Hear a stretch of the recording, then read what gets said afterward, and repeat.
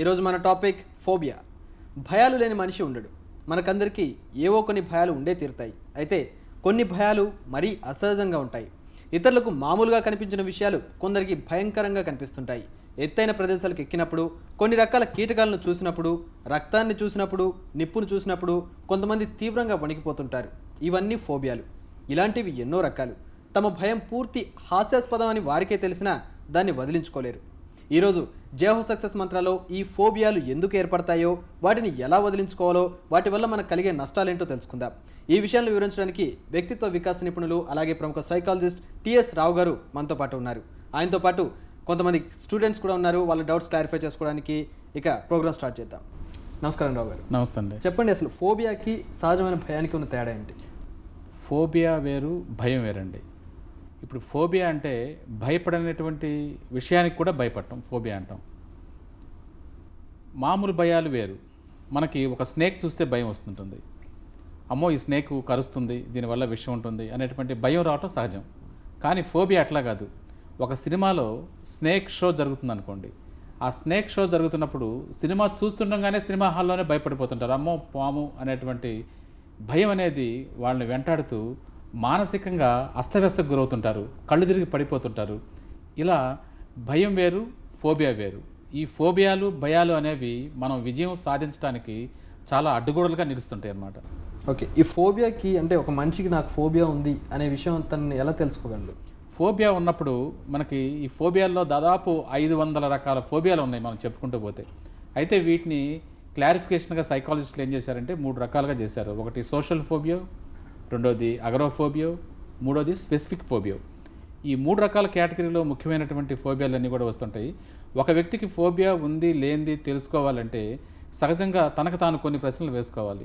నేను సొసైటీలోకి డైరెక్ట్గా వెళ్ళగలుగుతున్నానా లేదా, నాకు ఐ కాంటాక్ట్ ఉందా లేదా, నేను ఇతరులతో కరెక్ట్గా మాట్లాడగలుగుతున్నానా లేదా, జన సమూహంలోకి వెళ్ళగలుగుతున్నానా లేదా, ఒంటరిగా నా పనులు నేను చేసుకుంటున్నానా లేదా, ఒంటరిగా నేను ఉండగలుగుతున్నానా లేదా, నలుగురు వ్యక్తులతోటి కలుస్తున్నానా లేదా, ఏదైనా ఒక పర్టికులర్ విషయం వచ్చినప్పుడు భయపడి ఆందోళన చెంది నిద్రపట్టక కంగారు పడుతూ తనకు తను భయానికి లోనవుతూ అస్తవ్యస్తానికి గురవుతున్నాడా అని ఎవరికి వాళ్ళు ప్రశ్నించుకున్నట్లయితే తమకు ఏ ఫోబియా ఉందో తనకి ఈజీగా తెలుస్తుంటుంది. ఆ ఫోబియా తెలుసుకున్నప్పుడు ఒక డాక్టర్ దగ్గరికి వెళ్ళటము, ఇంట్లో చిన్నపిల్లలైతే పేరెంట్స్కి చెప్పడము, లేదా పేరెంట్స్ పిల్లల్ని అబ్జర్వ్ చేసి మా అబ్బాయికి ఈ ఫోబియా ఉందని ఒక కౌన్సిలింగ్ సెంటర్ తీసుకెళ్ళటము, లేకపోతే ఒక సైకాట్రిస్ట్, సైకాలజిస్ట్ దగ్గరికి తీసుకెళ్ళటం అనేది జరిగినప్పుడు ఈ ఫోబియాలని చాలా ఈజీగా మనం ఐడెంటిఫై చేయొచ్చు. వాటిని ఓవర్కమ్ కావడానికి రకరకాల టెక్నిక్స్ ఉన్నాయి, దాన్ని చేయడానికి అవకాశం ఉంటుంది. మీరు చాలా రకాల ఫోబియాలు ఉన్నాయని చెప్పారు. అంటే మోస్ట్లీ అంటే చాలా మందికి ఎక్కువగా కనిపించే, మనకి నిజ జీవితంలో ఎక్కువగా కనిపించే ఫోబియాలు ఏమైనా ఉన్నాయా? Noted things. చాలామంది ఇంట్లో మనం చూస్తుంటాం ఆడవాళ్ళని, మనం బల్లి అంటే భయపడాల్సినటువంటి అవసరం లేదు. గోడ మీద ఎక్కడో బల్లి ఉంటుంది, దూరంగా ఉంటుంది. సహజంగా బల్లి ఏమీ చేయదు, అయినా కూడా బల్లిని చూస్తే భయపడుతుంటారు. ఇంజెక్షన్ చేస్తుంటే కొంతమందికి భయం ఉండొచ్చు. మనం సాధారణంగా వెళ్ళి ఇంజెక్షన్ చేసుకుంటాం. బ్లడ్ చూడంగానే బ్లడ్ ఫోబియా అనేది ఉన్నటువంటి వాళ్ళకి ఏంటంటే ఆ చిన్న ఒక రక్తం మరక కనపడినా కూడా కళ్ళు తిరిగి కింద పడిపోతుంటారు. అట్లాగే మనకి బజారుకి వెళ్ళాలంటే, ఒక క్యూలో నుంచోవాలంటే, లేకపోతే ఎత్తైనటువంటి బిల్డింగ్ పక్క నుంచి వెళ్ళాలంటే భయపడుతుంటారు, ఆందోళన చెందుతుంటారు. అది ఇప్పుడు మనం కొంతమందిని చూస్తుంటాం. అంటే నలుగురిలోకి వెళ్ళాలన్నా, వారితో మాట్లాడాలన్నా చాలా భయపడుతూ ఉంటారు. అంటే సిగ్గుపడుతూ ఉంటారు.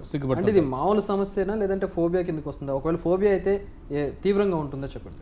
అయితే మనం సాధారణంగా ఏంటంటే కొత్త వ్యక్తుల ముందుకు వెళ్ళాలంటే ఎవరికైనా కొంచెం ఫస్ట్ 1-2 సార్లు కొంచెం భయంగానే ఉంటుంది. అమ్మో వీళ్ళతో ఎలా మాట్లాడాలి, మన కమ్యూనికేషన్ స్కిల్స్ ఎట్లా ఉన్నాయి, మన లాంగ్వేజ్ ఎట్లా ఉంది, వాళ్ళు ఎట్లా రిసీవ్ చేసుకుంటారో, ఇవి సహజంగా ఉండేటటువంటి భయం.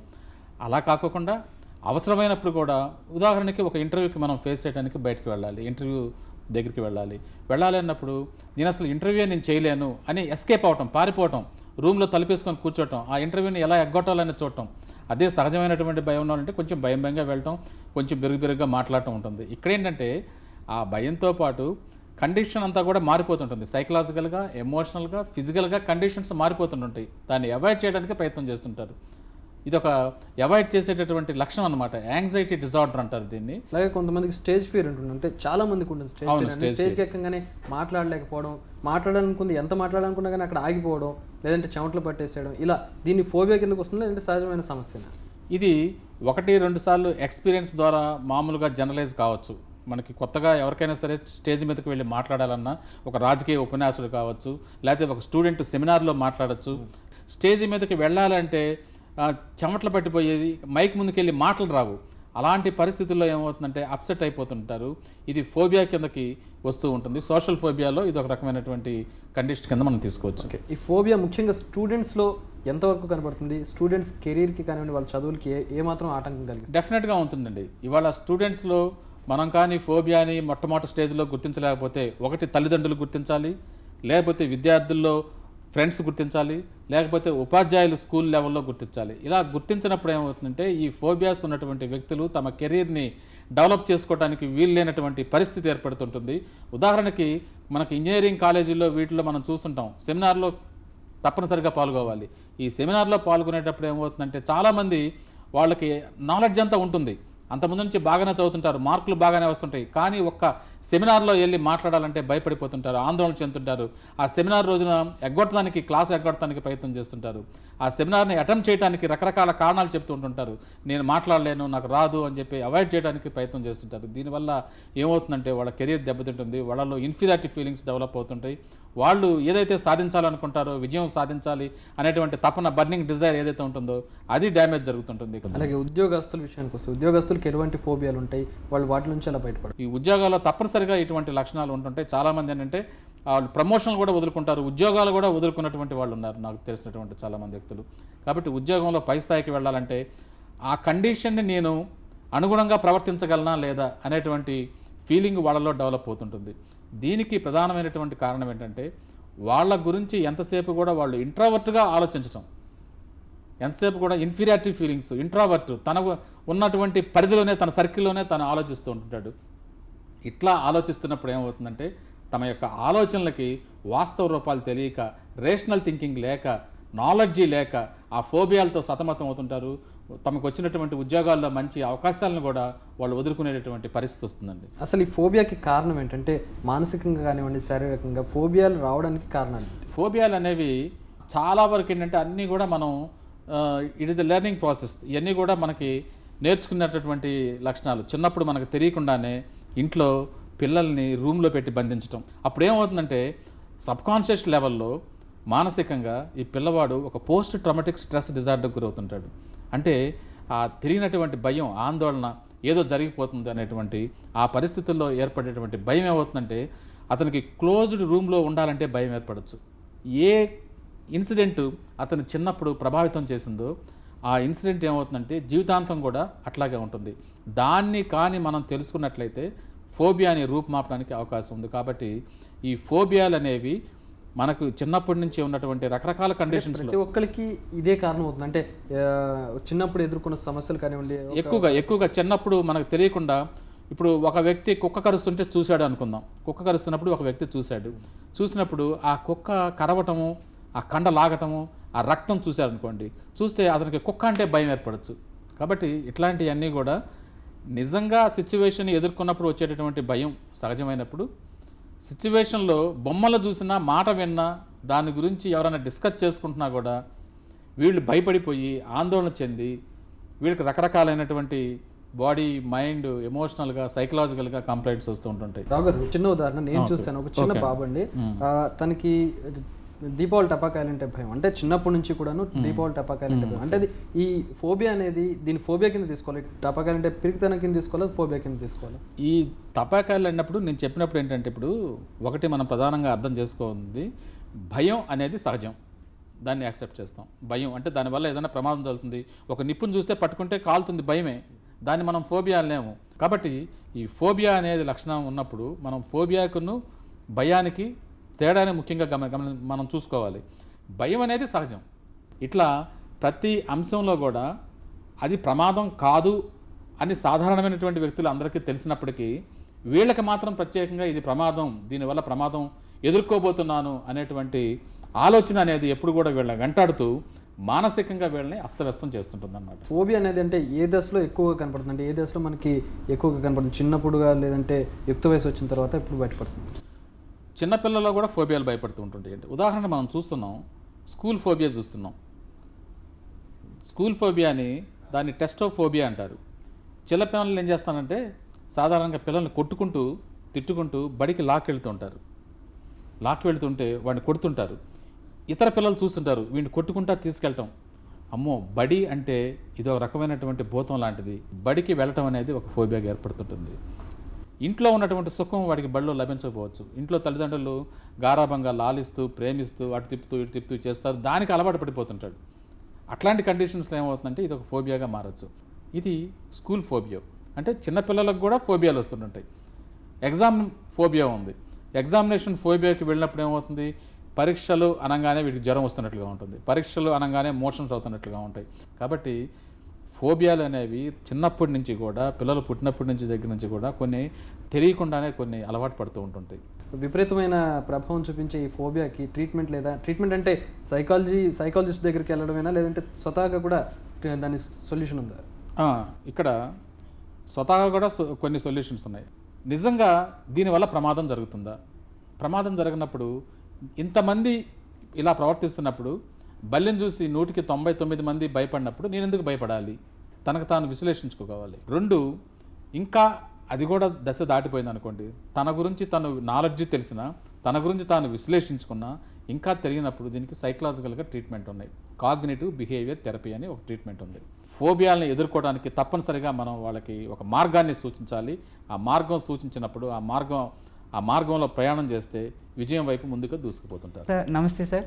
కొత్త ప్రదేశాలకు వెళ్ళాలంటే చాలా భయంగా ఉంటుంది. దీన్ని నేను ఎలా అధిగమించాలి కొంచెం? ఇది చాలా కామన్గా ఉండేటటువంటి ప్రాబ్లం ఇది.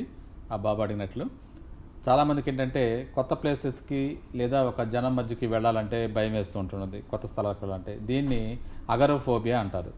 దీనివల్ల ఏమవుతుందంటే ఒక ప్లేస్కి వెళ్తున్నప్పుడు అమ్మో నేను అక్కడికి వెళ్ళగలనా లేదా, ఒంటరిగా వెళ్ళగలనా లేదా అనేటువంటి ఒక భయం. దీన్ని నువ్వు చాలా ఈజీగా అధిగమించడానికి అవకాశం ఉంది బాబు. ఒకటి ఏంటంటే నీకై నువ్వు సొంతగా నువ్వు చేసుకోవచ్చు. నువ్వు ఒక్కడివే వెళ్ళకోకుండా బయటికి కొత్త ప్లేస్కి వెళ్ళాలన్నప్పుడు నీ కుటుంబ సభ్యులతో కలిసి వెళుతూ ఉండు సరదాగా. అక్కడ కొత్త ప్లేస్ వల్ల నీకు ఒక మంచి హ్యాపీనెస్ డెవలప్ అవుతుంటుంది. ఒంటరిగా వెళుతున్నప్పుడు ఏమవుతుందంటే నీకు ఫోబియా ఉన్నప్పుడు భయం వస్తుంటుంది. నలుగురితో కలిసి వెళుతున్నప్పుడు నీకు ఒక ఎంజాయ్మెంట్ ఉంటుంది నీ కుటుంబ సభ్యులతోనే. ఆ తర్వాత నీ ఫ్రెండ్స్తో వెళ్తున్నప్పుడు ఏమవుతుందంటే కొంచెం భయం క్లారిటీ వచ్చేస్తుంటుంది, తగ్గిపోతుంటుంది. అంటే నా ఫ్రెండ్ వెళ్తున్నాడు, నేను వెళ్తున్నాడు. తర్వాత నువ్వు ఒంటరిగా వెళ్ళడానికి కొంచెం వెళ్తుండు. అంటే నీలో ఉన్నటువంటి భయాన్ని కొంచెం డీసెన్సిటైజేషన్ చేయాలన్నప్పుడు నువ్వు సొంతగా చేసుకోవచ్చు. ఒకవేళ అలా చేసినా కూడా నీకు ఇంకా రానప్పుడు దీనికి ఇంకా పద్ధతులు ఉన్నాయి. కౌన్సిలింగ్ సైకాలజిస్ట్ చేస్తారు, లేకపోతే సైకోథెరపీ టెక్నిక్స్ ఉన్నాయి. నెక్స్ట్ శ్రీకర్ నీ డౌట్. సార్ ఇప్పుడు నేను కాలేజ్కి వెళ్ళాలంటే నాకు చాలా భయం వేస్తుంది సార్. సీనియర్స్ తోటి ర్యాగింగ్ ఉంటుంది అని, టీజింగ్ ర్యాగింగ్ అంటే ఆ వాతావరణం నేను ఇమిడిపోగలుగుతానా అని చాలా భయం వేస్తుంది. ఈ సమస్యకి మీరు ఎలాంటి సూచనలు ఇస్తారు? దీన్ని మనం ఫోబియా కింద ఇమీడియట్గా తీసుకోవాల్సినటువంటి అవసరం లేదు. ఇది నీకు కంటిన్యూ అవుతుంటే, నువ్వు కాలేజీకి వెళుతున్నా కూడా నీకు అక్కడ కంటిన్యూ అవుతుంటే ఫోబియా కింద అప్పుడు తీసుకోవచ్చు. మామూలుగా ఏంటంటే నువ్వు ఇప్పుడు ఇంకా కాలేజీకి వెళ్ళలేదు కాబట్టి ఇట్స్ ఏ సోషల్ ఫోబియా. అంటే బయటికి వెళ్ళాలంటే నీకు సొసైటీలో కలవాలంటే ఒక రకమైనటువంటి యాంగ్జైటీ ఉంటుంది, సోషల్ యాంగ్జైటీ. ఆ యాంగ్జైటీని ఏమవుతుందంటే నీకు ఎక్స్పీరియన్స్ ద్వారా, నువ్వు కాలేజీకి వెళ్ళటం ద్వారా నీలో ఉన్నటువంటి భయాన్ని పోగొట్టుకోవడానికి అవకాశం ఉంటుంది. దీని గురించి పెద్దగా వరి అవ్వాల్సిన అవసరం లేదు. నువ్వు వెళుతున్న కొద్దీ, ఫ్రెండ్స్తో కలుస్తున్న కొద్దీ, కాలేజీకి వెళ్తున్న కొద్దికి ఆ భయం అనేది తగ్గిపోతుంటుంది. రావు గారు, ఇప్పుడు క్వశ్చన్ చూసాం అంటే ఈ ఏజ్లో పిల్లలకి అంటే వంశపారంపర్యంగా రావచ్చు ఆ ఫోబియా అనేది, లేదంటే చిన్నప్పటి నుంచి వాళ్ళకి జరిగిన సంఘటనలు, ఇందాక మీరు చెప్పినట్లు ఆ సంఘటనల వల్ల రావచ్చు, లేదంటే కొంతమంది తల్లిదండ్రులకి లేదా తాతలకి అలా ఆ ఫోబియాలు వీళ్ళకి వచ్చే అవకాశం ఉందా? అటువంటి ఫోబియాలు కూడా కొన్ని ఉన్నాయండి. ఇప్పుడు చీకటి అంటే భయం ఒకటి, ఇట్లాంటి కొన్ని ఫోబియాలు ఉన్నాయి. అవి ఏంటంటే ఒక్కొక్కసారి ఏ కారణం లేకపోయినా కూడా ఇవి స్టార్ట్ అవుతుంది. అవి వంశపారంపర్యంగా అంటే జెనెటిక్గా కూడా కొద్ది రకాల ఫోబియాలు జెనెటిక్గా కూడా వచ్చేటటువంటి అవకాశం ఉంది. దాన్ని మనం వాళ్ళ తల్లిదండ్రులకి ఏ విధమైనటువంటి ఫోబియాలు ఉన్నాయి అనేది కూడా మనం ఆలోచించి దానికి కూడా ట్రీట్మెంట్ ఇవ్వచ్చు. మనం ట్రీట్మెంట్ అంటే వాళ్ళకి స్వతహాగా చేసుకోవడానికి ఉండదు, ఈ వంశపారంపర్యంగా వచ్చే వాటికి చేసుకోవచ్చు. వాళ్ళు సొంతగా ప్రాక్టీస్ చేయొచ్చు. ఎందుకంటే ఒకటి నాలెడ్జ్ తెలుసుకోవటం, 2 ప్రాబ్లమ్ని అటాక్ చేయటం, దాన్ని ఎదుర్కొనేటువంటి పరిస్థితులకి అలవాటు పడటం, రిలాక్సేషన్ ట్రైనింగ్ ఇవ్వటం, కౌన్సిలింగ్ తీసుకోవడం, సైకోథెరపీ ఏ టెక్నిక్ ద్వారా సరే వాళ్ళు వీళ్ళకి తగ్గింది సరే తగ్గింది. వీళ్ళ తరం వాళ్ళకి వీళ్ళ పిల్లలకి వచ్చే అవకాశం ఉంది. వీళ్ళకి తగ్గిన తర్వాత అట్లా రావాలని ఏం లేదండి. ఎందుకంటే ప్రతిది కూడా మనకు ఒక ఎక్స్పీరియన్స్ జరుగుతుంది. ఒక భయం ఏర్పడుతుందంటే ఒక ఎక్స్పీరియన్స్ ద్వారా మనం నేర్చుకుంటాం ఆ భయాన్ని. కాబట్టి ఆ ఎక్స్పీరియన్స్ పొందినప్పుడు వచ్చే భయాన్ని మళ్ళీ ఆ ఎక్స్పీరియన్స్ ద్వారా మళ్ళీ మనం ట్రీట్మెంట్ ద్వారా పోగొట్టేటువంటి అవకాశం ఉంటుంది. రైట్. Next doubt. నాకు మ్యాథమెటిక్స్ అంటే భయం అండి, దాన్ని ఎలా అధిగమించాలి? ఇది ఇవాళ స్టూడెంట్స్లో చాలామందికి, కొంతమందికి సోషల్ సబ్జెక్ట్ అంటే భయం, కొంతమంది మ్యాథ్స్ అంటే భయం, ఇంగ్లీష్ అంటే భయం, ఇట్లా తెలుగు అంటే భయం, హిందీ, సాంస్క్రిట్ ఇట్లాంటి భయాలు ఉన్నాయి. అయితే ఇలాంటి భయాలన్నీ కూడా మనం వాళ్ళు వదలకోకుండా వాళ్ళు కంటిన్యూగా ఉందంటే అప్పుడు దాన్ని మనం ఫోబియా తీసుకుందాము. వాళ్ళకి ఏంటంటే మామూలు అప్పుడు బాగానే చదువుతారు, కానీ వాళ్ళ మనసులో మాత్రం అదొక భయంగా ఉంటుంది. ఆ ఎగ్జామ్ రాయాలంటే భయం, ఆ క్లాస్కి వెళ్ళాలంటే భయం, ఆ మాట వినాలంటే భయం, ఆ టెక్స్ట్ పుస్తకం ఓపెన్ చేయాలంటే భయం. వీళ్ళకి మనం ఈ సిస్టమేటిక్ డీసెన్సిటైజేషన్ అనేటువంటి మెథడ్ ద్వారా వీళ్ళలో ఉన్నటువంటి భయాన్ని పోగొట్టచ్చు. దీనికి ట్రీట్మెంట్ మెథడ్స్ ఉన్నాయి. మెల్లిమెల్లిగా నువ్వు పుస్తకాన్ని తీసి చదువుకోవటం, మీ ఫ్రెండ్స్ ఎట్లా చదువుకుంటున్నారో చూడటం, వాళ్ళు ఎట్లా ప్రవర్తిస్తున్నారో చూడటం, వాళ్ళ దగ్గర నుంచి కొన్ని విషయాలు అర్థం చేసుకోవటం, నీకు క్లాస్ రూమ్లో నీ యొక్క పెర్ఫార్మెన్స్ ఎట్లా ఉందో చూసుకోవటం. కాబట్టి నాకు మ్యాథ్స్లో బాగానే ఉంది అనేటువంటి పెర్ఫార్మెన్స్ ఉన్నప్పుడు దాని గురించి భయపడాల్సినటువంటి అవసరం లేదు. కాబట్టి నీ పెర్ఫార్మెన్స్ చూసుకో, నీ స్టాండర్డ్ చూసుకో, నీలో ఉన్నటువంటి స్ట్రెంగ్త్ చూసుకో. అంతేకాని నీలో ఉన్నటువంటి వీక్నెసెస్ని అనలైజ్ చేయొద్దు. నీలో ఉన్నటువంటి స్ట్రెంగ్త్ చూసుకో. నాకు లెక్కల పాఠం చెప్తున్నప్పుడు బాగానే ఉంది, ఇంకెందుకు భయపడుతున్నాను ఎగ్జామ్ రాయాలంటే. కాబట్టి మొట్టమొదటి నుంచి కూడా నువ్వు కరెక్ట్ అయినటువంటి పద్ధతులు, ఆలోచన ధోరణి పెట్టుకున్నట్లయితే, నీ నాలెడ్జ్ని నువ్వు అంచనా వేసుకున్నట్లయితే ఈ మ్యాథ్స్ ఫోబియా కూడా తగ్గిపోతుంటుంది. దీనికి కౌన్సిలింగ్ ద్వారా ఈజీగా ఈ ప్రాబ్లం తగ్గించడానికి అవకాశం ఉంది. స్టూడెంట్స్ అని కాకుండా యువకుల విషయానికి వచ్చిన, మామూలుగా సాధారణ ఉద్యోగుల విషయానికి వచ్చిన, కొంతమంది పెళ్లి చేసుకోవడానికి భయపడుతూ ఉంటారు, కొంతమంది అమ్మాయిలతో మాట్లాడడానికి భయపడుతూ ఉంటారు. అంటే ఈ భయం సాధారణమేనా, లేదంటే పెళ్లిని వాయిదా వేస్తూ ఉంటారు, సంవత్సరాల తరబడి వాయిదా వేస్తూ ఉంటారు? మీరు చెప్పింది చాలా కరెక్ట్ అండి. నేను ప్రాక్టికల్గా కూడా నేను చూశాను. దీన్ని పెళ్ళి అంటే భయం, గామోఫోబియా అంటారు దీన్ని. ఈ పెళ్ళి అనేటువంటి భయం ఏంటంటే చాలామంది పెళ్ళికి ఎస్కేప్ చేస్తుంటారు. నేను నెక్స్ట్ ఇయర్ చేసుకుంటాను, నేను ఇప్పుడప్పుడే పెళ్లి చేసుకోను, అసలు నాకు పెళ్ళి వద్దు అనేటువంటిది. దీనికి మనం కారణాలు వెతికినప్పుడు రకరకాల కారణాలు కనిపిస్తుంటాయి. కొన్ని కేసెస్లో ఏమవుతుందంటే ఒక అమ్మాయిని ఇట్లాగే కొత్తగా మ్యారేజ్ చేసుకోవటానికి వచ్చిన అమ్మాయిని కౌన్సిలింగ్ రావడం వచ్చినప్పుడు చేసుకున్నప్పుడు ఏమైందంటే అమ్మాయి అంటే ఏమంటే నేను ప్రెగ్నెంట్ అవుతానేమో అనేటువంటి భయం నాకు పట్టుకుంది, దాంతో నేను పెళ్ళి అంటే ఎస్కేప్ చేస్తున్నాను అని చెప్పింది పర్సనల్ ఎక్స్పీరియన్స్. అంటే ప్రెగ్నెంట్ అవటం వల్ల అంతకుముందు వాళ్ళ అక్క ప్రెగ్నెంట్ అయ్యి డెలివరీలో చనిపోయిందంట. ఆ రోజుల్లో చనిపోతే ఏమైందంటే, అంటే ఒక ప్రెగ్నెంట్ అయితే ఏదో ఒక ప్రాబ్లం వస్తుంటుంది, ఈ ప్రాబ్లం రావడం వల్ల నేను కూడా చనిపోతానేమో అనేటువంటిది భయం పట్టుకొని అది ఫోబియా కింద మారిపోయింది. కాబట్టి నేను పెళ్లి చేసుకోను అనేటువంటిది. తర్వాత ఇంకొక కొంతమందికి ఇంకొక రకమైనటువంటి అనుభవం ఉండొచ్చు, పెళ్లి చేసుకోవాలంటే ఇంకేదో జరుగుతుంది అనేటువంటి భయం. ఇవన్నీ కూడా పెట్టుకోవడం వల్ల ఏమవుతుందంటే ఆ పెళ్లికి పోస్ట్ పోన్ చేస్తూ ఉంటుంటారు. ఇవన్నీ కూడా సాధారణంగా వస్తుంటాయి. వీళ్ళకి మనం కౌన్సిలింగ్ తీసుకోవడం ద్వారా, కౌన్సిలింగ్ టెక్నిక్స్ తోటి, ఈ బిహేవియర్ థెరపీ తోటి వాళ్ళకి వాళ్ళు ఎలా క్లియర్ చేసుకోవచ్చు? అంటే కొంతమంది చెప్పుకోలేరు, అంటే నాకు ఈ భయం ఉంది అని తల్లిదండ్రులు కానీ కౌన్సిలర్స్ కానీ చెప్పుకోలేనటువంటి వాళ్ళు చెప్పుకోలేకపోయినా కూడా అక్కడ ఇన్సిడెంట్ని మనం పరిశీలిస్తున్నాం కదా. ఇంట్లో వాళ్ళు అమ్మాయికి పెళ్లికి రెడీ చేస్తున్నారు, ఏదో ఒక పద్ధతిలో ఎస్కేప్ అవుతున్నారు. నాకు పెళ్ళి అంటే భయం, లేకపోతే నేను తర్వాత చేసుకుంటాను, ఇంకా నేను చదువుకోవాలి, లేకపోతే నాకు ఉద్యోగం రావాలి, ఇట్లా చెప్తూ వస్తున్నారు. చెప్తూ వస్తున్నప్పుడు ఈ అమ్మాయి అసహజంగా ప్రవర్తిస్తుందని తెలుస్తుంది కాబట్టి వాళ్ళే డాక్టర్ దగ్గర తీసుకురావాలి. వాళ్ళకే వాళ్ళు పర్సనల్గా చెప్పకపోవచ్చు నాకు ఈ ఫోబియా ఉందని. దాన్ని మనం డాక్టర్ అనలైజ్ చేస్తారు. ముందు వాళ్ళు ఏంటంటే ఇట్లా ప్రవర్తిస్తున్నారని చెప్పడమే మనకి, ఇలా ఎందుకు ప్రవర్తిస్తున్నారనేది కౌన్సిలింగ్లో తేలుతుంది. అది కౌన్సిలింగ్లో ఫోబియా కింద మేము డిసైడ్ చేస్తాం. ఓకే రావు గారు, చివరిగా ఈ ఫోబియాస్ గురించి మనం ఇప్పటివరకు చాలా తెలుసుకున్నాం, ఎలాంటి ఫోబియాలు ఉంటాయి, ఎలాంటి సమస్యలు వస్తాయి. సో చివరిగా ఈ ఫోబియాస్ని ఎలా ఓవర్కమ్ చేయాలి అనేది స్టూడెంట్స్కి, వ్యూవర్స్కి ఒకసారి చెప్పచ్చు. ఓకే, జీవితంలో ప్రతి ఒక్కరు కూడా విజయం సాధించాలి అనేటువంటి తపనతో ఉంటూ ఉంటారు.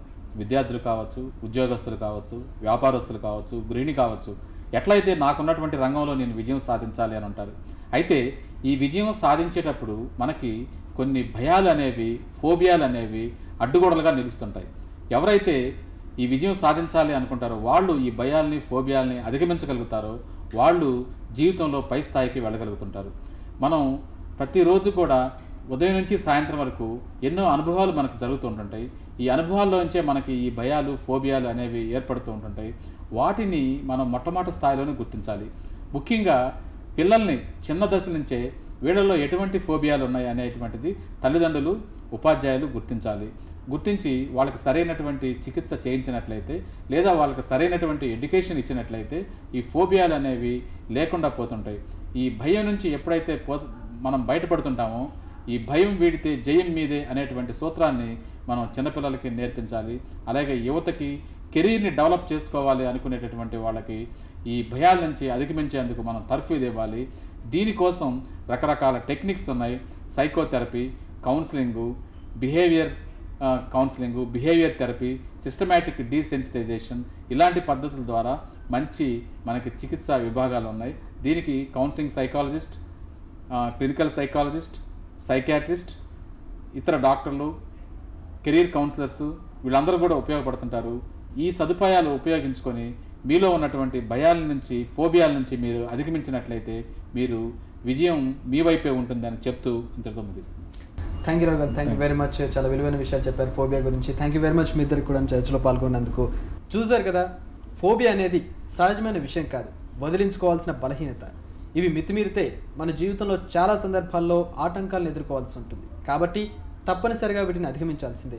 ఇది నేడు జై హో సక్సెస్ మంత్ర.